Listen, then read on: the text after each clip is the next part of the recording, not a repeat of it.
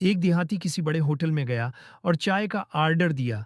Waiter एक छोटे से कप में जरा सी चाय ले आया। उसने एक ही घोंट में चाय खत्म कर दी और बोला, मीठा ठीक है, चाय ले आओ।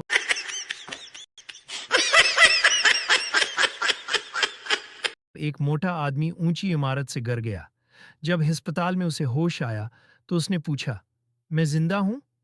डॉक्टर, आप तो जिंदा हैं, लेकिन जिन पर तुम गिरे थे वो मर गए।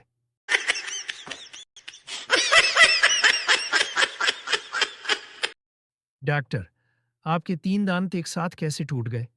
मरीज, बीवी ने रोटी सख्त पकाई थी। डॉक्टर, तो इनकार कर देते मरीज। इनकार ही तो किया था।